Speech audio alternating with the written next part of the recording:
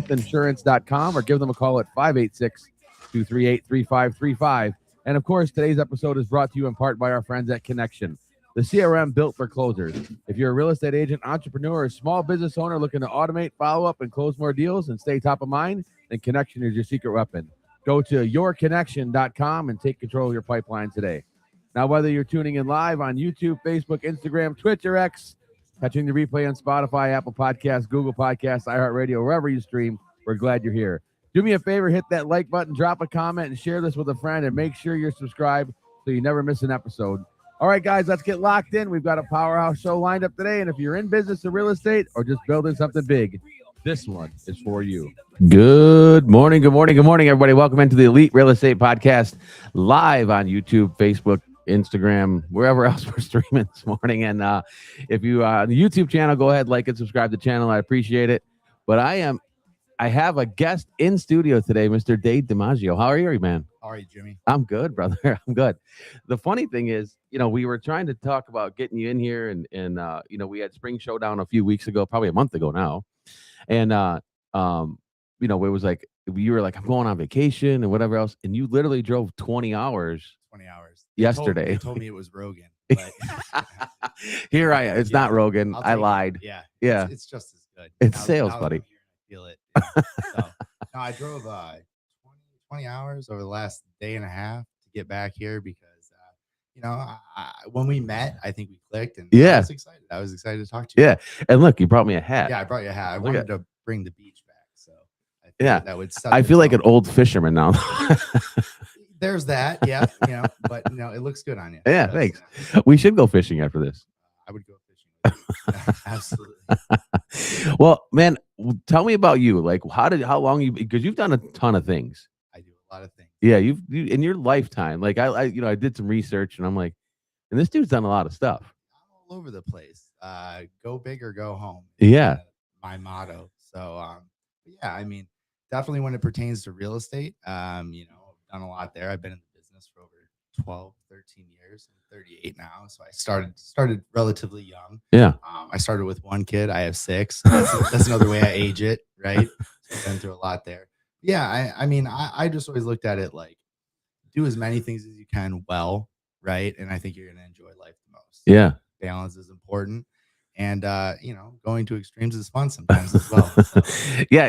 When we met, like, it was like one of those things we clicked and it was like, all right, this makes sense, right? Like we could hang out. I was like, that guy's funny. Right? And so we had a lot to talk about. You did better than I did in the show. You did really well, actually. Thanks. So I was very proud of that. I was happy that you represented us.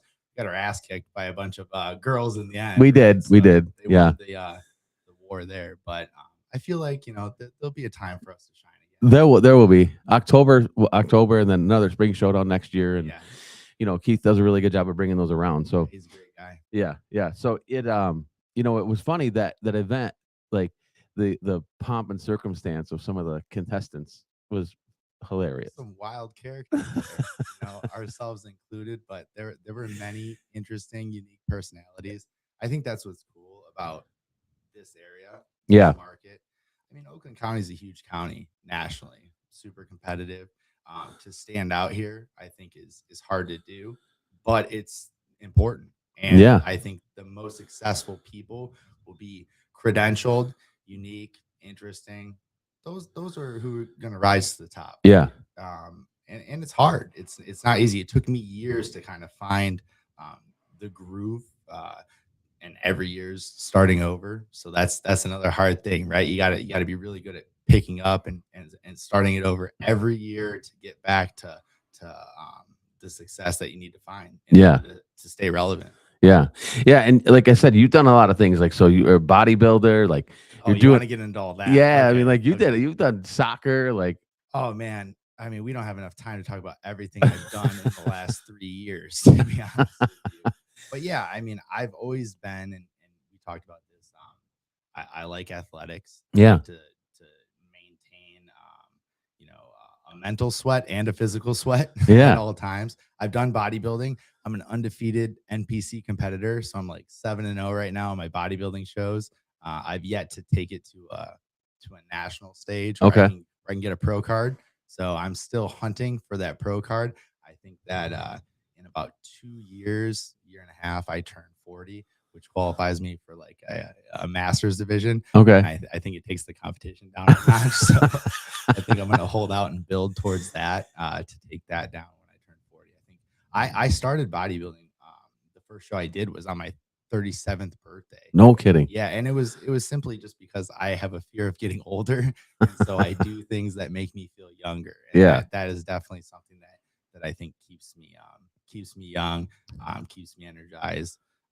With all the kids I have and all the things I'm doing, I think that's an important part of life is to stay sharp. Yeah. Well, you got daughters, so you got I got all of it. You got to stay. I got everything you can imagine. Well, you got 6. I So have 6 kids. yeah. God bless my wife and my family. They've been a huge part of all the things that I've done. They're a motivating force behind everything. Yeah. For sure. You know what causes that, right? Like, well, I mean, I've heard things. Yeah. We've yet to fully figure out, but we're working towards it. Yeah. So, Yeah. But yeah, people tell me that all the time. But as much as it's funny because I do have a lot of kids, I would say that like I get so many people that come up to me and they're like, "I wish I had more kids." Yeah. And so to anybody who's listening, right? Anybody out there, just have more kids. Yeah. Right? Just have more kids. It's my advice. Yeah. I always thought that kids would take the time away, take the money away, and it's been the total opposite in my life. Yeah. They've given me more than I could have ever imagined. Yeah. So. Yeah, me too. And I only have 2, but that was a rookie number. Yeah, I know. Yeah, I need to step up my game a little bit. But I'll teach you how it's done. I'm 53, man. I'm good. That's 53, man. That's a young chicken. Yeah, right. When you add up 38 plus 6 kids, you got to add at least 5 to 10 years per kid. I'm in my 90s, right? Per se, like dog years. Yeah, dog years. Yeah. So. And then real estate years on top of that. So I'm over 100. You're like 75. I'm a centurion. In life. Yeah. But no, man. And I think, again, it goes back to like what you're talking about. Like people always try to go, well, I need a work-life balance and all that stuff. And how do you figure that? Because I know your kids are active too. The hockey and softball and all the things. Doing lots of things. I don't plan. To be honest with you, Yeah. People are gonna be shocked to hear that, but I take the day as it comes. Right? Yeah. I mean, last night I was driving through 5 states to get here this morning. I barely made it, but I made it. And I think that's how I've lived my life, how I've kind of run my business to a point. Yeah. And as the business grew and as things developed and more people became involved, I've had to tighten the ship on, how I approach things and being a little more organized and have a little more direction with stuff. Right. But yeah, I mean, balance is a big part of staying sane. I think today, too many real estate agents or people that are involved in the business focus solely on just the job. Yeah. And the job is tough. It's inconsistent. No matter how good you are, things go in, things go out all the time, and it can drain you. And if it's your only focus and you're losing and you're down, it's hard and it can keep you down. So yeah. There's little things in life, whether it's your training, your relationships, just your side projects that can pull you out of a big hole sometimes in business. And that's happened to me numerous times throughout my career. Yeah. Where other things, I found success in, which taught me and motivated me to then bring that back into the workshop. Yeah. Yeah. And it is, this business can be tough. Yeah. Right. And some of it we don't have any control over. The market's the market. It's going to do what it's going to do. Only recommend. Right. Here to advise. And the other piece is like, it's the consistency, right? And the funny thing is, like we were talking about before we went live, you're not a morning guy. I can't believe I'm up right now. Am I up? I feel like I'm dreaming. Right. Yeah. Well, it's funny because like when we first talked to you, you're like, I'm not a morning guy. And like you're a workout guy. And I'm like, well, for sure he's got to be a morning guy. I think it's all relative, right? You hear a lot of guys, especially newer agents, talk about how they're up at like 5 a.m. Yeah. Right? And I mean, that's okay if you went to bed at 10 a.m., who cares? Right. I mean, you still slept for 7 hours. I mean, I go to bed at 2, 3 in the morning. Maybe I wake up at 9. So I mean, it's all relative, is all I'm saying. But yeah, I'm definitely not a morning person. And I tend to find that my best thoughts come after noon and Yeah. 6 coffees. Yeah, there's something to be said about caffeine and nicotine, right? Like, there's something to be said about those things. They work. Yeah. That's number one. Yeah. Uh, the views of this show are not relative or whatever else. But no, man, but you've built a really strong, big business in a very tough market in Oakland County. Yeah, I mean, Oakland County's tough, Michigan's tough, real estate's tough. It's all tough, but that's what you want. You want to succeed in tough markets.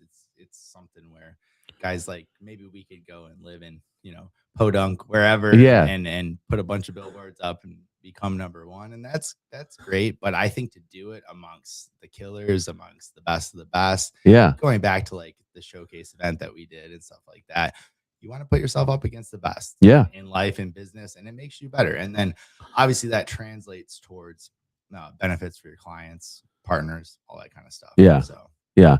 And again, you're in Birmingham, so it's, I mean, you got a bougie. Yeah, bougie, super like bougie. Yeah. It's a club and you're not in it, right? Yeah. That's what they say. Well, I mean, when I started House of May, which is my brokerage, I thought Birmingham was ideal because of the geographic location. Sure. Right. In real estate, what's number one? Location, location, location. That's what they say, right? That's what they say. There's other things, but so by putting it in Birmingham, I felt like I was center point, had the ability to reach out to different counties around it and put them all in a spot where I also feel like Birmingham carries a certain aura about it, Sure. especially for businesses. It's established, a lot of money there. So it bodes well for anybody that's putting their brand. But it was a huge risk, big risk. And a lot of money. at the beginning, it was weird because I started it and nobody followed. I was like, where is everybody? Right. And that was tough because you're still paying Birmingham rent Right. every month. So it was a lot of days of staring at 4 empty walls with hopes and dreams and all that stuff. And it brings you to your knees. I think any successful business has to find the bottom before it really starts moving. We found that, I think, relatively sooner than most. We grew from 3 to maybe about like 18, 19 agents now within the first 2 years of being open. And 2 years is kind of that window of where you're going to make it or not. Yeah. So, it was a tough market, tough area, hard to break into.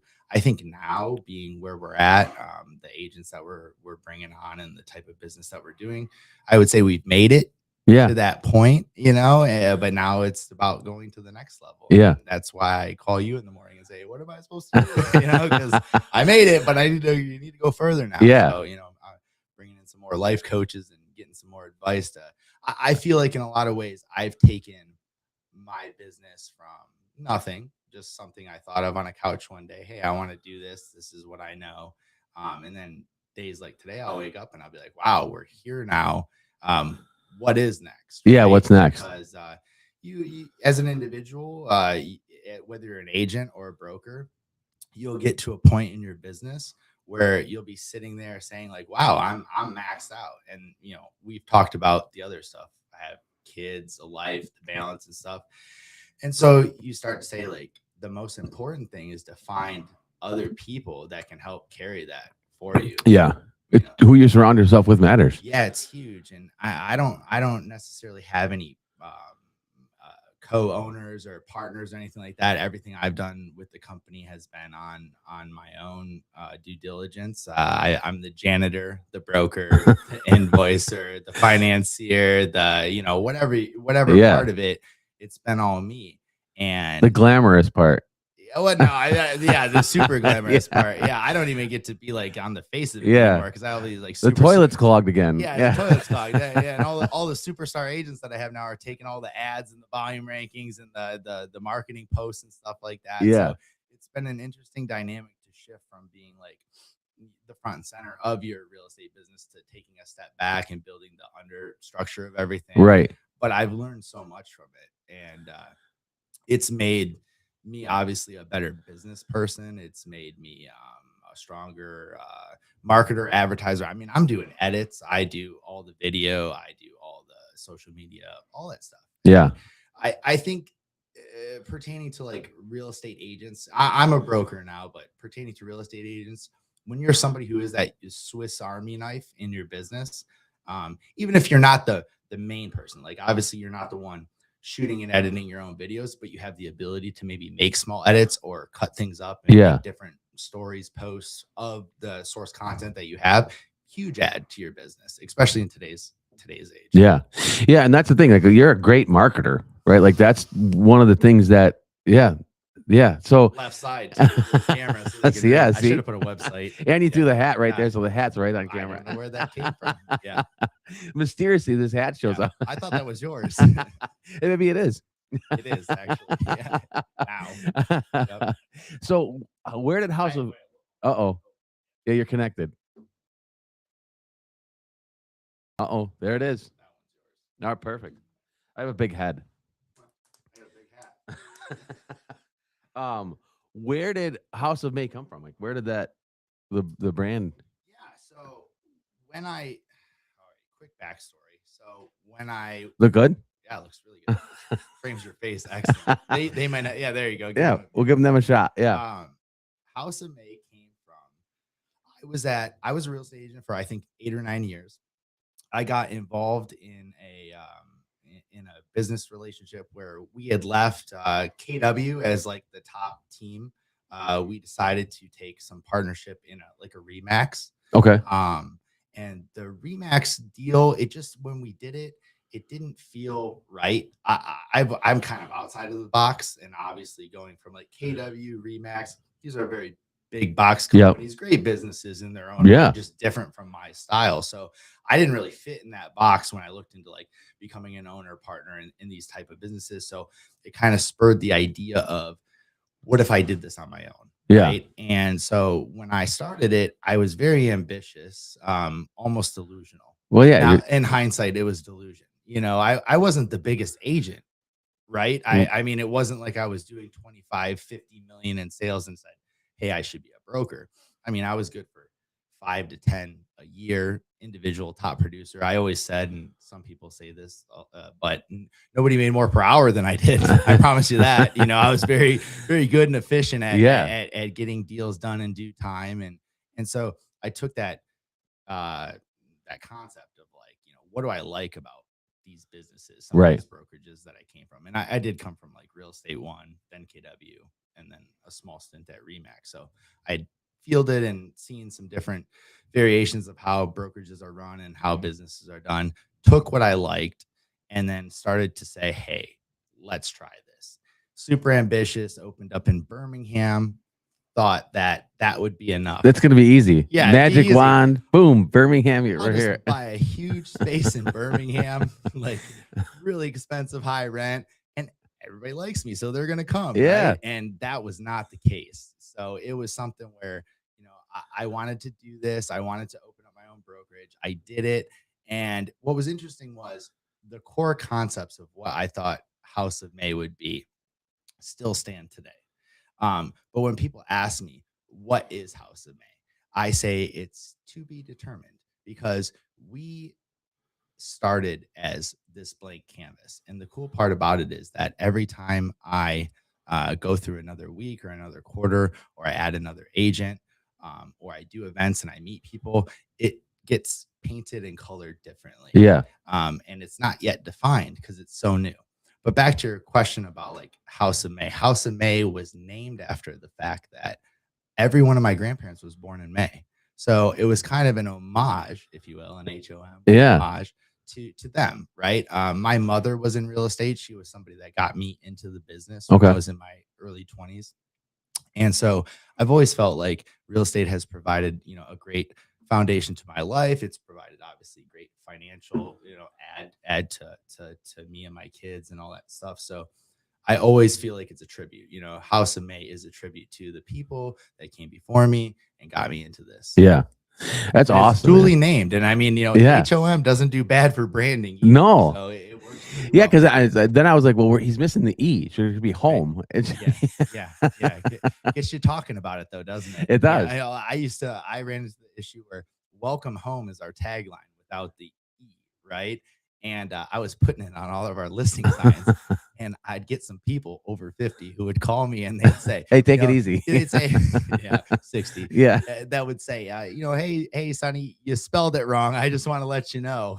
And I thought it was funny because we were trying to be cool and cultured Yeah. and edgy. And Well, you're in Birmingham. yeah, well, these signs were other places too. Yeah. But people would call me and just be like, "Yeah, you spelled your sign wrong." And I was like, "Well, I got them to call, so I might be onto something here." Yeah. So that's another marketing trick, right? Again, I stumbled into that success as well, I guess. Yeah. So. Yeah. No, that's awesome, man. And again, it's that family feel, right? Like that's the thing. It's got a good meaning behind it. For a boutique brokerage, it's really founded on a family business in a sense, and having substance behind the brand. Yeah. Not that others don't, but mine just maybe a little bit more. Yeah. Not that my brand's better than everybody else's, but it might be. Saying that. Yeah. Oh, that's so funny. And it's amazing because what you're building, right, is you crafted this thing, like you said. This is the hard part with people starting in business, right? Whether you're just a real estate agent just trying to figure it out, or now you're starting your own brokerage, right? Or you're starting your own team or whatever it is. There's that valley of despair. Yeah. I just got out of it last week. You did that down in Florida, right? Yeah, that's when I went on vacation, came back, ready to restart. But yeah, I think it's very relative to being a broker, being a real estate agent. It's the same concept, same process. Yeah. Right? You're gonna have super, super deep lows. You're gonna have some highs. Yeah. I mean, that's the reality of it. The majority of this business is in the trenches, is in the valleys. Yeah. Right. So to heed that advice, you need to. Right? Yeah. It's not something. It's a glorified business. It's a glamorous business. This part of it, the showing, the showcasing of it, that's fun. That's also earned, right? Yeah. You don't get to do the fun part unless you grinded it out for many years. It's like social media when people look at other people, whether it's their bodies or their money or all this stuff. Agents look at other agents and they want that. Yeah. And it's still an earned process. Yeah. Even in today's age, there's very few people who can get that instant success. And it can happen, just like you could go viral on a post or become super popular on social media. You could become a high sales volume agent within your first year or two, but it's very unlikely. Yeah. Consistency is key. And you really got to give yourself, I think, 5 to 7 years to define who you are as an agent and what your style is, because you're going to go through ebb and flow. You're going to try different things. And I think we've talked about this before. Like, we have totally different styles and how we approach our business and stuff like that. And that's just learned over the years. I mean, I've tried things that you probably succeeded at and vice versa. And at the end of the day, like, the market talks, right? Yep. So you're going to see what works for you. And you're going to see when you start getting listing appointments, when you start getting calls, text messages. Hey, I'd like to list my house, stuff like that. You never know. Yeah. So my advice to anybody who is listening or is, trying to develop some sort of technique or style, be true to yourself, try different things and see what works best for you. But also at the end of the day, like, see what actually works. I think too many people get caught up in trying to do something that has been proven by somebody else. Yeah. And they just run with it nonstop. I'm going to post every day. I'm going to, it's like, yeah, but you're not interesting. Right. Right. Nobody's listening or watching. So I would go shake somebody's hand or go out to an event and socialize or something. Yeah. Try something else. But that's the fun part about it too. I think that, you get to find out. It's a mirror in a lot of ways. You get to see who you are in business and in life, and people respond to that. Yeah. I find that a lot, especially with social media now, right? Like, social media is such a big thing for us, business, whatever else. Like, and you said, like, you can't just post every day and hope it's going to work your business. It does, like, if it's not interesting, one, and two, if it's not any value, right? Like, if it's just me out to dinner every night, like, nobody cares. Nobody cares. And if it's just me in front of a house just sold, nobody cares. You know what I mean? Like, what it's like, and I always reference this too. Like, I'm not a 3-piece suit guy. Like, I'll throw a sports jacket on or whatever. I'll wear a suit, but for the most, maybe. Or something. yeah, Yeah. but for the most part, I'm gonna show. I got appointments this afternoon.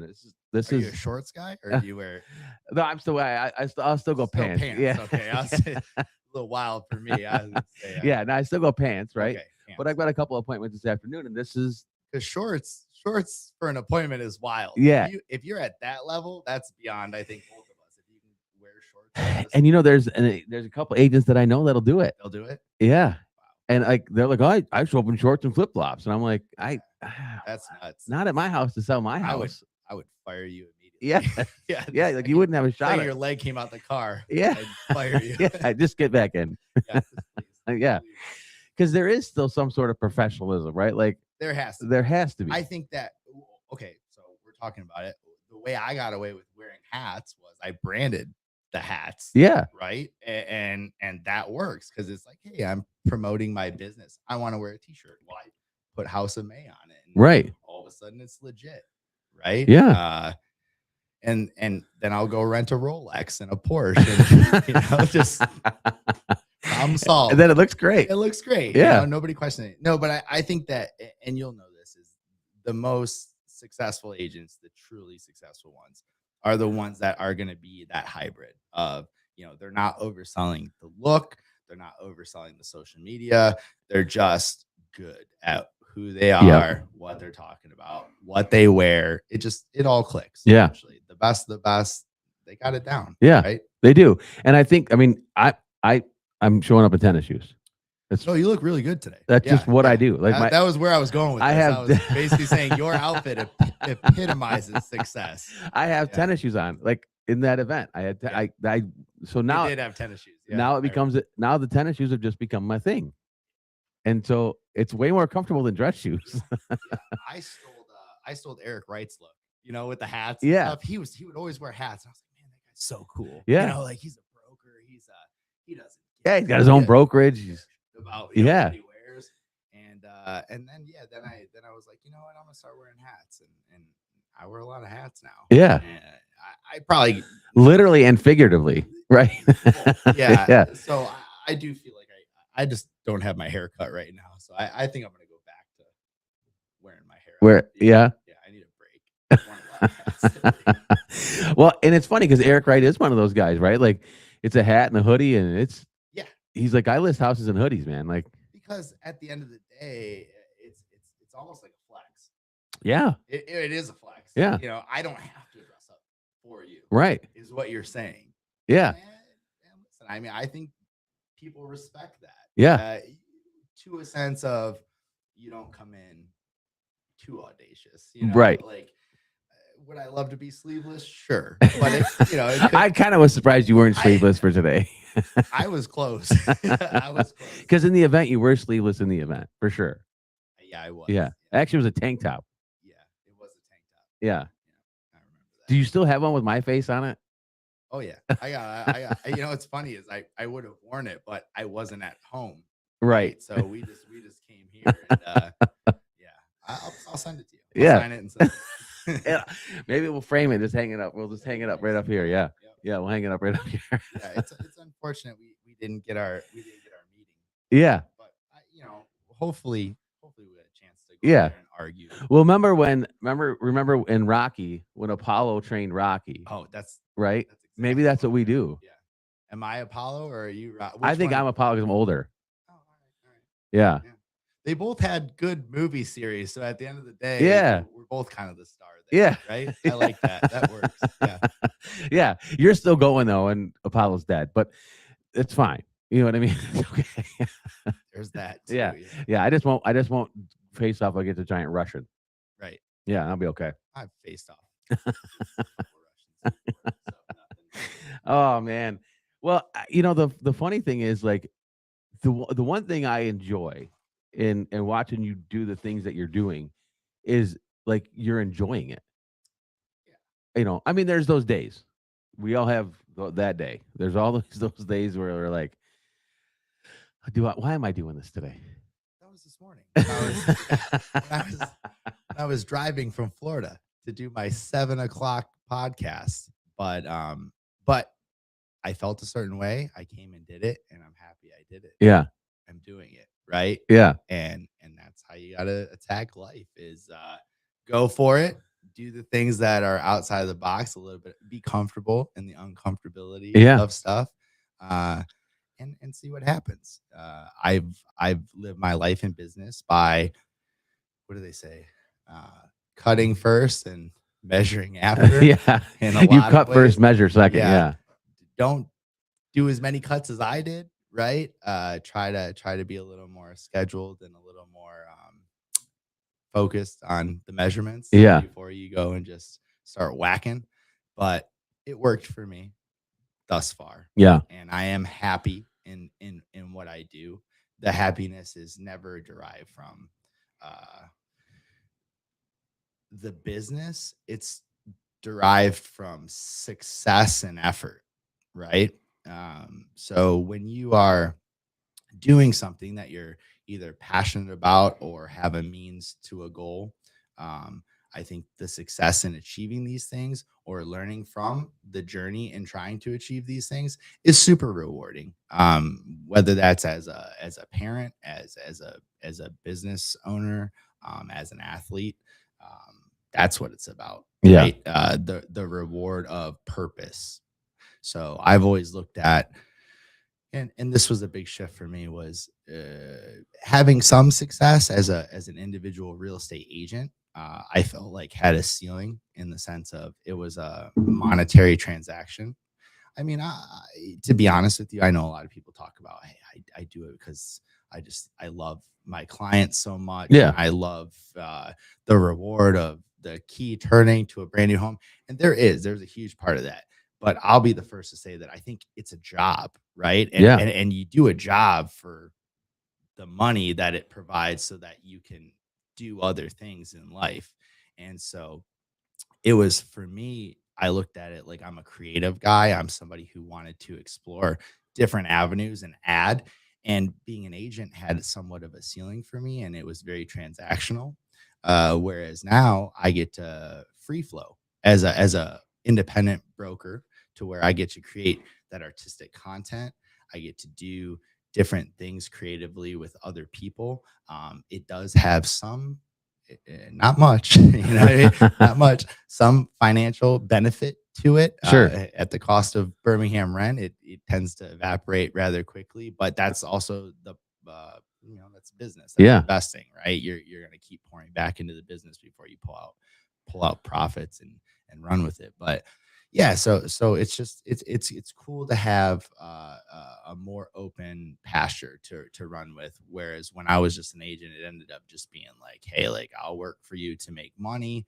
I love doing it, but this gives me a whole new platform to help also see other agents who and I see in a lot of, especially the people that work at House of May, is we tend to have eye to eye on a lot of stuff. Yeah. I find them, they find me, however it works, right? We get pulled in the same direction, and everybody that I currently work with seems to really bond well with my process, with the way we do things.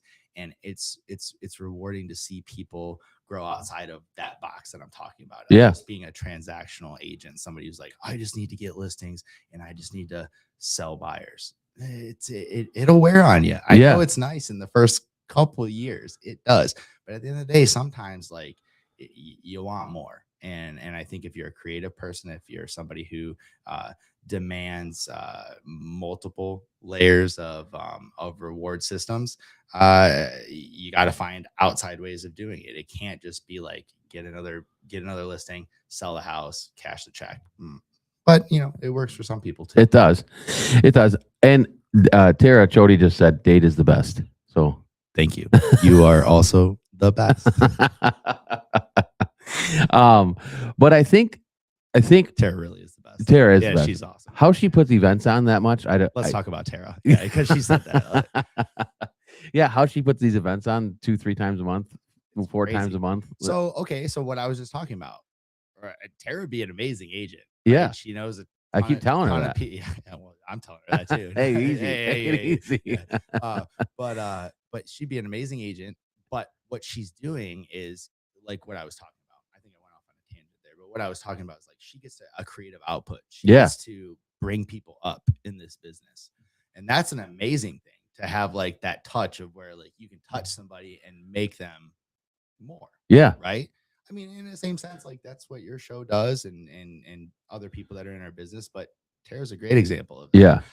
I remember when we got picked to do the cover of Real Producers magazine. It was like whether it was like this visceral effect in the business community, I don't know because I don't. But how it what it did in my head and what it did in my heart in the business, it was very rewarding. It made me feel really accomplished in a sense, and it's something that's like you always look at it. Yeah. Always like like I was on the cover, like I was recognized, and so I've been in Oakland and Macomb County. Just throwing that out there. I just had to do that. Yeah. There's a few months left this year, isn't there? There is. Tara? Yeah, there's a few months. You got to get busy in Macomb County, though. Well, what's funny is I'm from Macomb originally.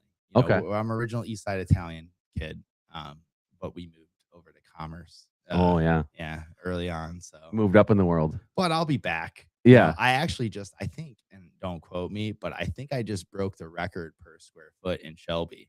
Okay. I think. Okay. You can, whoever does numbers. I'm not super organized, but you can run numbers on that and see if you need to find somebody to run numbers for you. So if anybody can run numbers for Dade, call me. Call Dade at House of May, not till after 12. Yeah. 30. Today especially, right? Oh, I'm because there's a nap. After that's to say there's a nap involved today. No, it's crazy. I have some appointments after this, which are actually on this side of town, which worked out great. And then I gotta go do a new agent shoot. Uh-oh. Yep, we got a new one. Uh-oh. So we gotta go shoot that in Birmingham today. The House of May is growing today. Oh yeah. It's growing today. Okay. For sure. I'll put out a little teaser. I always I love doing this. I always like take the pictures, and then I pixelate the face and I post it. People go nuts over that, trying to guess who it is. Right, trying to fit the person in the shadow. Somebody wrong, but when they guess wrong, I'm like, oh, so that person's interested in leaving too. Right, it's a setup. No, I don't. Yeah, no, it's incredible though, man, and it's funny because like we talked about earlier was it's what you put out is what you attract, and that's exactly what you're doing with the agents that you're building with. They're agents they're going to House of May because of you. Yeah, I mean, it's and I guess it's okay for me to agree to that now, because you're adding agents now. Like early on, I was like, no one's coming. It's because when people weren't coming, I thought they were gonna come because of other things, and then when you look in hindsight, you realize that you as a broker hasn't even grown in that position yet. And so I've earned my 2.5 years now as a broker, as somebody who's worked with agents, helped agents go from the 1-2 million range to the 4-5 million range, the 3-4 million range to the 6-7 range. Like that's the point. That's why you would invest in working with a certain broker, is that they're going to help grow your individual business. I think is the tagline there. The main point, right? I'm going to go here because it helps me individually sell more houses, do better in my business. The people that came and have come and are coming tend to be in a certain period in their career where I've always looked at myself as an agent's broker, in the sense that I've been an agent for a long time. I've experienced some really quality brokerages, and then I've kind of copy and pasted a lot of those things into my brokerage, which ends up being like more of a polishing tool. So I'm not a hand-holding broker, right? There's a lot of agents who, and it's true, I've done this, is like a lot of agents will call me that are newer, super new, say it's not the place, right? I mean, there's other brokerages, EXP, KW. These are great starting points for a lot of agents. House of May isn't necessarily that type of brokerage. I'm looking for more agents who are 2-3 years in the business, 2-3 million in sales. We actually have you can't come unless you're at that range. And what that does is that allows me to focus on the things that I am good at and help agents grow in that sense, polish their business in that sense. I'm not here to change your business. I'm here to polish it, enhance it, make it better, create more of a brand individually, and help you market that. And that's playing to your strong points. I look at the brokerage very similar, and you're an athletic guy. I build it like a team. right? And so it's very hard in today's market and today's business world to have a brokerage actually I would say elevate the individual agent. I feel like it's vice versa in a lot of things. Like the agents that come elevate the brokerage in Sure. terms of branding and who's there and all that kind of stuff. So I always thought it was important to be an add value in that sense, to say, hey, this is where you are weak and this is where we can add. And by doing that, I'm providing the value and the equity that I feel like is necessary for anybody to make that kind of switch at that point in their career to come and try different things, because we're very different in what we do. Yeah. And by creating a kind of a niche little pocket for myself, we found success in that. I don't Yeah. necessarily compete or fight with any other entity. We do our own thing, and we found our own tribe. And yeah, every once in a while we find another person that seems to be interested in joining the movement. Yeah.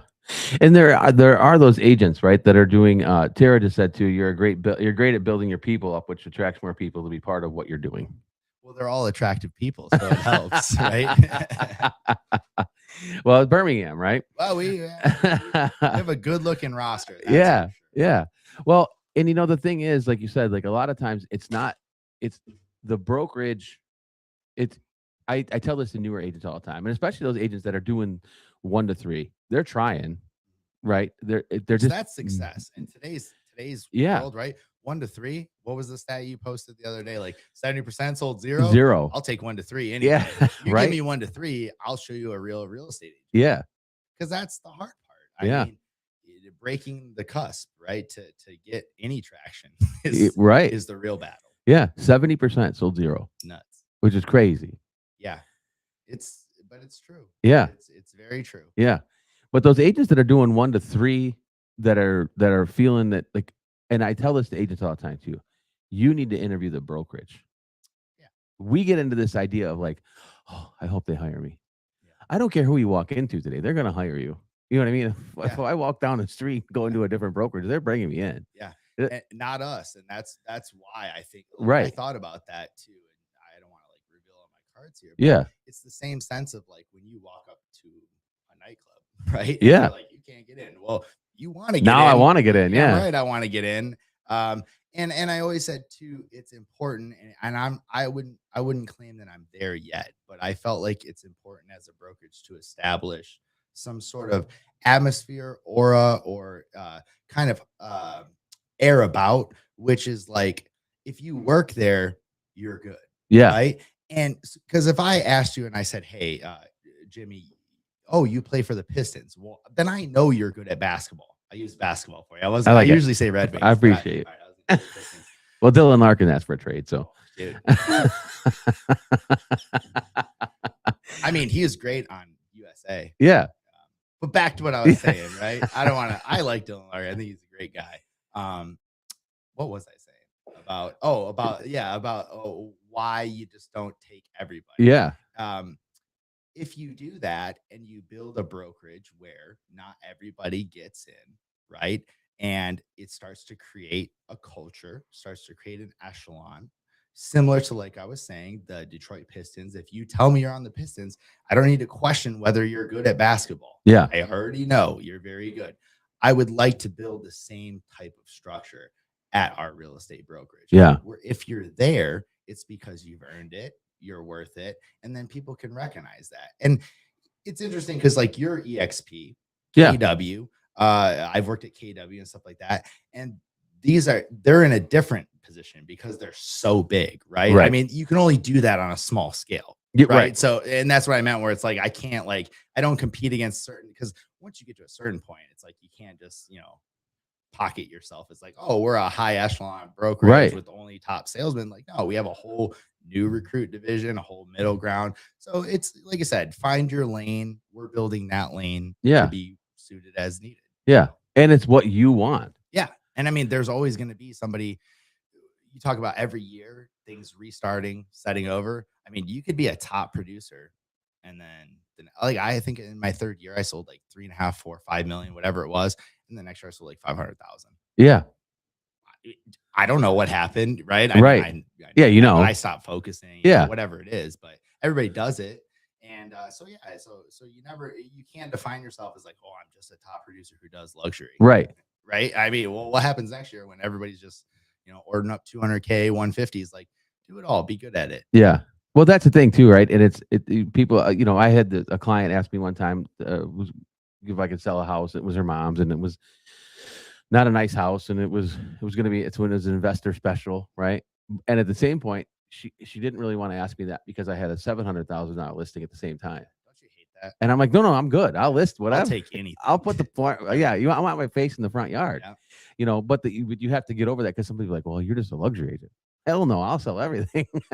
Yeah, it's like it's crazy because people, Facebook, social media, you obviously are posting highlight reels of yourself. Yeah. Right. And then you're thinking, hey, this is like gonna be great because people see how I'm succeeding and I'm the best, right? And then you realize that like it kind of pushes people away sometimes too. Yeah. I've realized over the many years that I've done this, I've been, it never ceases to amaze you the deals you don't get sometimes. Oh, right? I know. Because I think real estate's it's built on the ones happening you didn't expect to happen, and then the ones that you thought were gonna happen don't. Like that's been my pattern for many years, and it's weird because I realized that when I was posting like nonstop, like, oh, look at this, look what I did. Like sometimes like you have friends and you have family who's like, well, I don't know if I want you to see my house, or I don't, Yeah.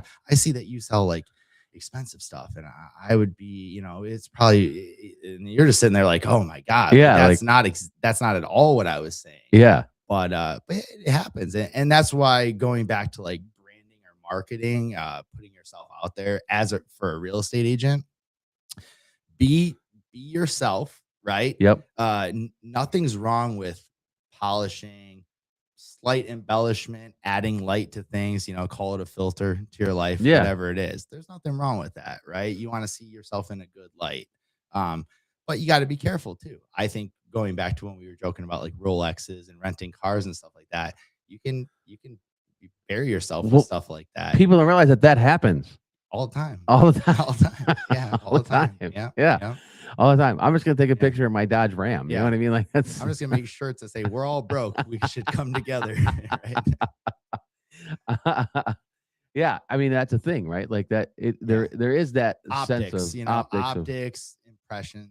In person, on social media, they're very important. They're very important in this business that you're able to. I don't know if like chameleon likes the word, but just like malleable. Like you want to be able to ebb and flow in different personalities and different situations and different optics, because you never know where you're going to catch that client from, in terms of relatability, or somebody who decides that like, yeah, that person impressed on me in a way where I now feel comfortable with using them as a real estate agent. Yeah.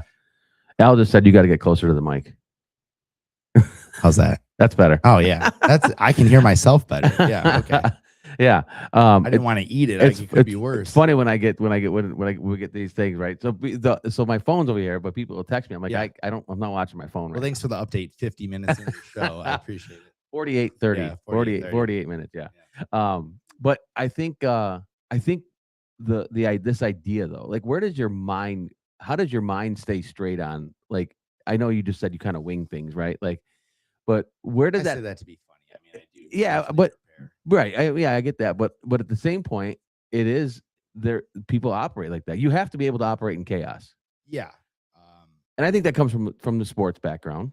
Yeah. Yeah. I did individual sports. I was a wrestler in high school. I played soccer as well. I played that in college. I did jiu-jitsu at a really high level in my 20s, these are individual combat sports. So when you've been through stuff like that, you tend to wrestle with the uncomfortable. A listing appointment is like, man. Oh yeah. Well, you'd think it'd be that way, and then you realize how tough listing appointments are. So you just start doing jujitsu on the guy across the table. I've choked a client out before. No. Yeah.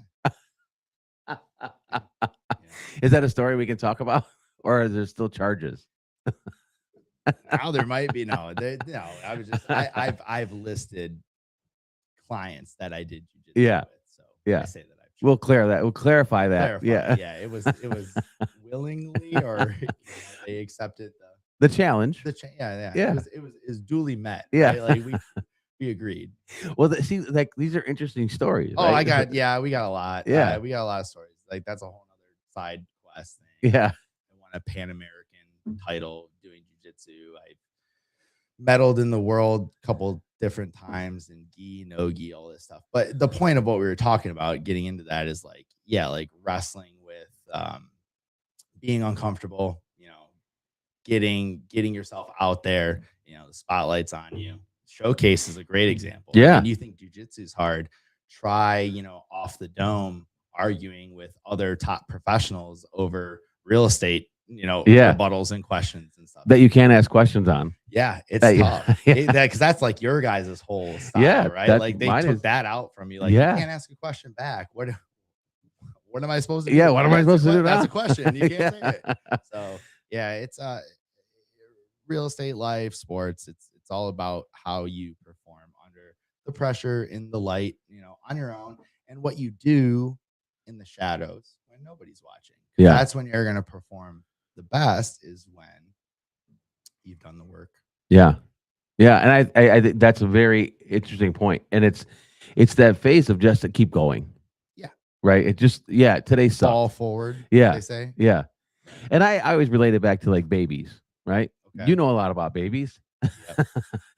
But babies don't, when they start walking, they don't just walk. Yeah. They fall down, they get up, they Yep. fall down, they get up. They don't just one day go, you know what? I'm done with that. I'm just gonna sit here. Yeah.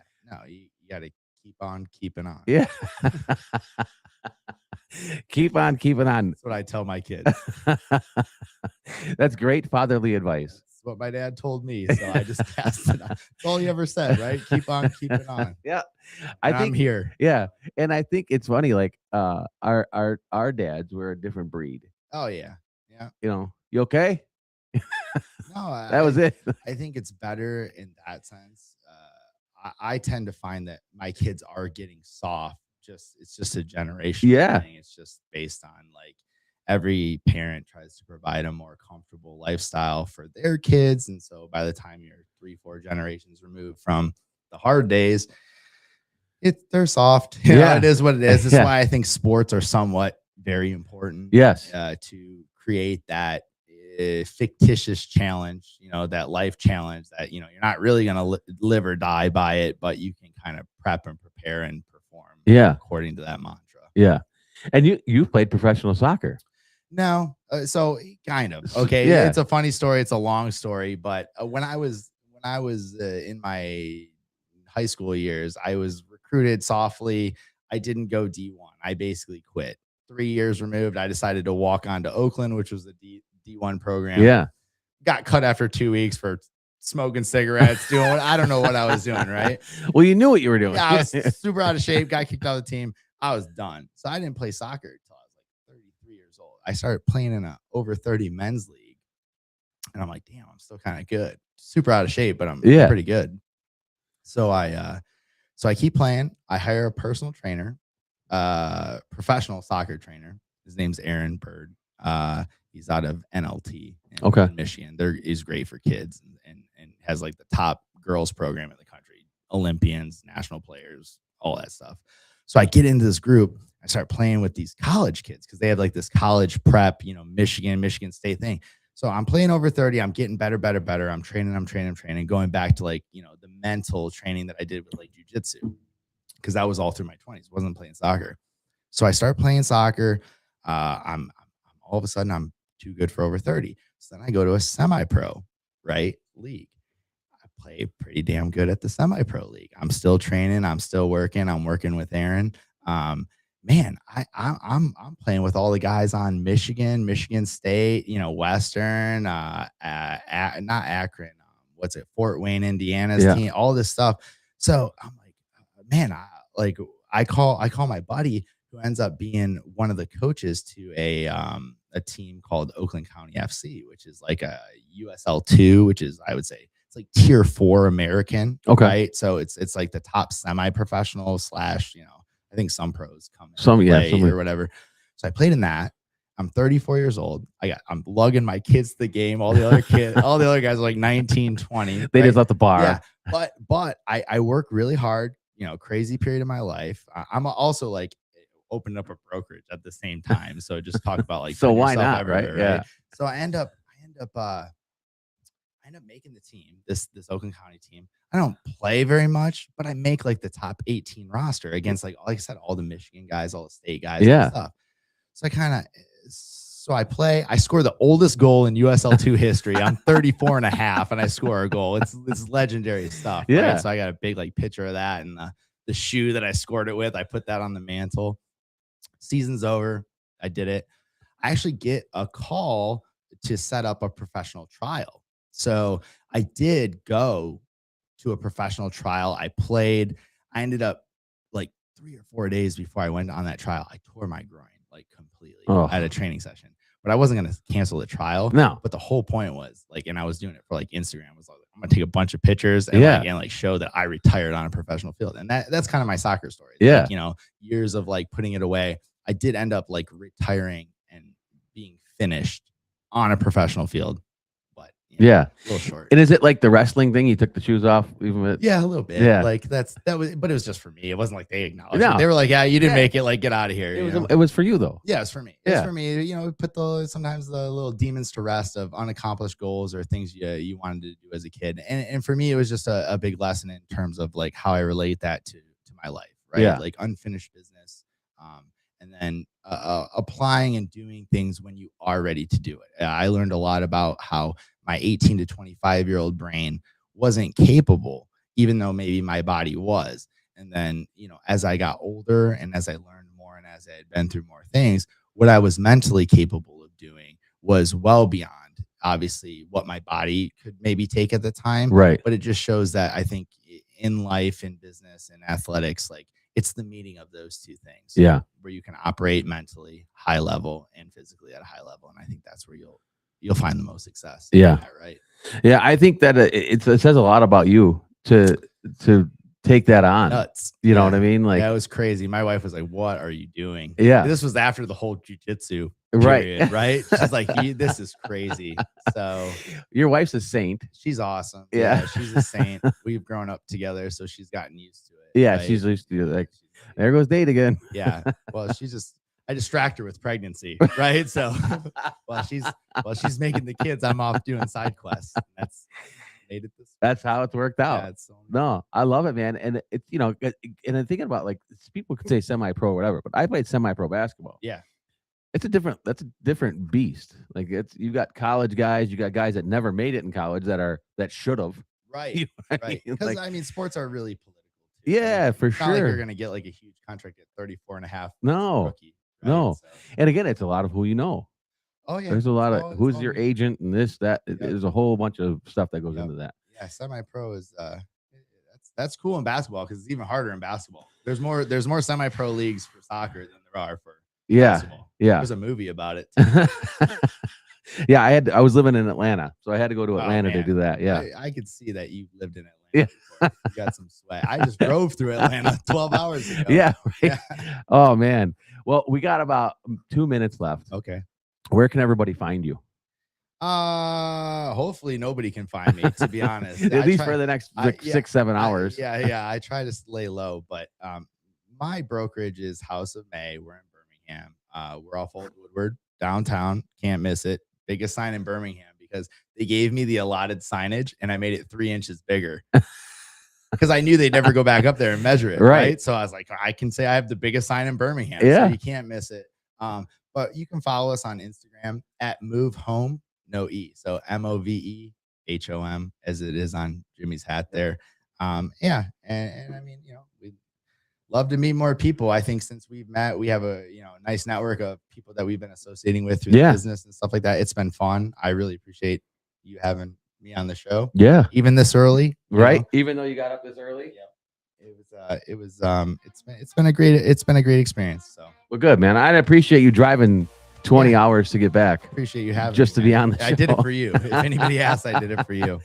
Well, I appreciate it. Well, guys, you can find the Elite Real Estate Podcast wherever you find podcasts. When you find the Elite Edge Network on YouTube, like and subscribe to the channel. And join us again next week when we'll be back with another in studio guest next week. Room for the play. Mindset is steel, we never look back. Every day's a gamble, living off the hot stack, turning visions into mansions on prime estate.